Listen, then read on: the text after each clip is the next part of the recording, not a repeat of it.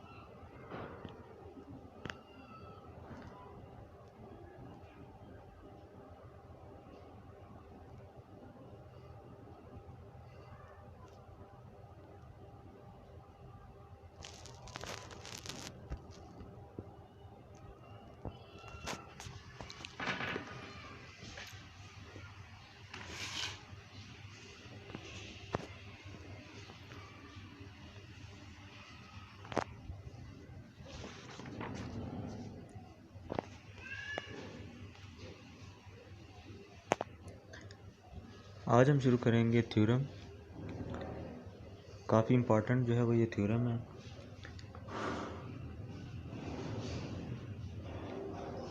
So let S be a spline of degree n with nodes at the points x naught less than x1 less than x2 less than x3 up to so on less than xk. Then S has the representation of the form S of x is equal to summation I 0 to n ai xi plus summation I 0 to k ci into x minus xi whole power n plus. ठीक है जी, तो ये prove करना हम लोगों ने।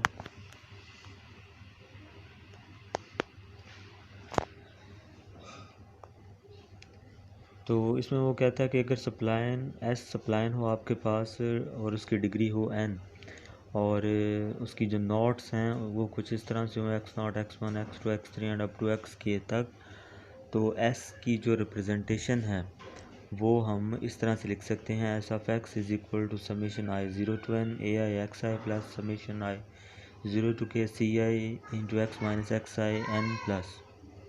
ठीक है जी, तो चलिए इसको जो है ना वो प्रूफ करते हैं। तो प्रूफ है इसका जी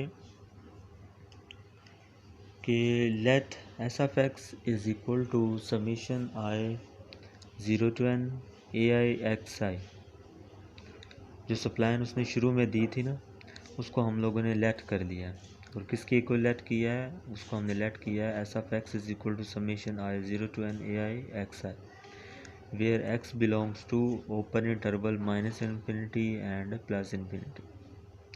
ठीक हो गया जी। उसके बाद चूंकि उसने कहा था कि वो जो सप्लाइन s है उसकी डिग्री क्या है, उसकी डिग्री n है, तो इसलिए फिर हम एक और जो है वो सप्लाइन लेट करते हैं, लेफ्ट हैंड सप्लाइन और राइट हैंड सप्लाइन। तो Sn xi positive minus Sn xi negative is equal to Ci n factorial, जबकि i की जो वैल्यू है वो क्या है 0 1 2 अप टू k। ये भी हम लोगों ने लेट कर लिया। उसके बाद फर्दर जो है वो हम अज्यूम करते हैं let t of x is equal to summation I 0 to n ai xi plus summation I 0 to k ci into x minus xi whole power n plus. ठीक हो गया जी। अब ये जो आप लोगों ने लेट की है सप्लाइन t ऑफ x, इसको आप लोगों ने क्या प्रूव करना है, इसको आप लोगों ने प्रूव करना है then t is a spline of degree n with knots and x1 x0 x1 x2 and up to xk। ठीक है जी, इसको आप लोगों ने सप्लाइन प्रूव करना है ऑफ डिग्री n। तो किस तरह से करना है कि number 1 the function T is a piecewise polynomial function over each interval of degree less or equal to n। ठीक है जी, कि फंक्शन t को आप लोगों ने पीसवाइज पॉलिनोमियल फंक्शन प्रूव करना है ओवर ईच इंटरवल, हर इंटरवल के ऊपर ऑफ डिग्री लेस और इक्वल टू n। नंबर 2 है the function t of x can also be written as t of x is equal to summation I 0 to n ai xi plus c not. ये जो second हमारे पास summation था इसको हमने यहाँ पे open करके लिख लिया, जिसमें i की जो वैल्यू है वो वेरीज की हैं 0 से k तक। सो ये आ जाएगा plus c naught x minus x naught whole power n plus c1 x minus x1 n plus c2 x minus x2 n up to so on ck plus x minus x के whole power n। और साथ में ये जो है इनके plus function भी आ रहे हैं।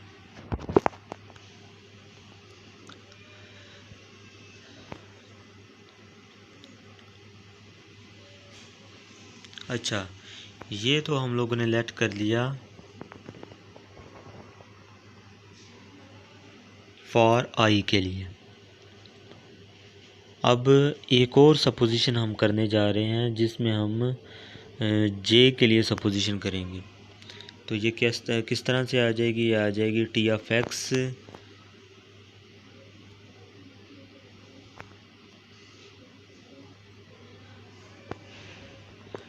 X j is equal to summation i 0 to n ai x i j plus c not x j minus x not n plus c1 x j minus x one up to so on c k x j minus x के। क्या किया है अभी हम लोगों ने कि ये जो ऊपर फंक्शन था इसमें जहाँ जहाँ पे x था वहाँ पे हमने एक्स जे को रिप्लेस कर दिया। ये क्यों किया हम लोगों ने? क्योंकि शुरू में आप लोगों ने लेट किया था, एक सेकंड जो सपोजिशन थी उसमें आप लोगों ने दो सप्लाइन लेट की थी, एक थी लेफ़्ट हैंड सप्लाइन और एक थी राइट हैंड सप्लाइन। तो इसलिए हमने यहाँ पे दो सप्लाइन लेट कर ली है। ठीक हो गया जी। अब यहाँ पे जो पेज नंबर 1 है इसमें ऑलमोस्ट हर चीज़ जो है वो हमने सपोज की है। अच्छा, उसके बाद आइए चलते हैं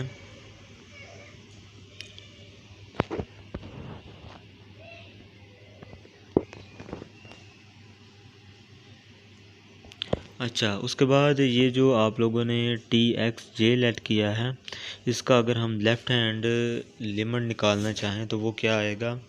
लेफ़्ट हैंड लिमिट के लिए हमें क्या करना पड़ेगा कि ये आ जाएगी हमारे पास t x bar t x minus j is equal to summation i 0 to n a i x i j plus c not x j minus x not power n plus c1 x j minus x one power n plus so on c k x j minus x के whole power n। Right hand limit क्या आ जाएगी? Right hand limit आ जाएगी t x plus j is equal to summation i 0 to n a i x i j plus c not x j minus x not power n plus c i x j minus x one whole power n plus up to so on c k x j minus x के whole power n। अच्छा, ये आगे जी हमारे पास left hand limit, ये आगे right hand limit. अब आप लोग क्लियरली देख सकते हैं कि लेफ़्ट हैंड लिमिट का आंसर क्या आया है और राइट हैंड लिमिट का आंसर क्या है। तो ये दोनों आंसर जो हैं वो सेम टू सेम हैं, बिल्कुल एक जैसे हैं। तो फिर आप कह सकते हैं कि लेफ़्ट हैंड लिमिट जो है वो इक्वल है राइट हैंड लिमिट के। ऐसा ही है।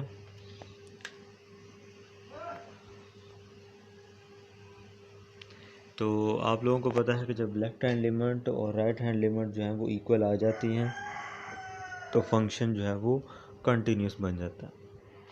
अच्छा, उसके बाद लेते हैं हम इनका डेरिवेटिव।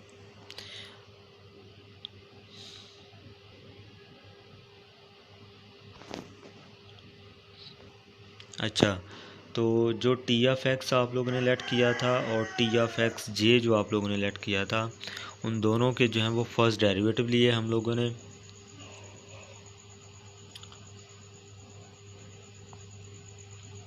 तो फर्स्ट डेरिवेटिव जब हम लोगों ने लिए तो ये आ गया जी आपके पास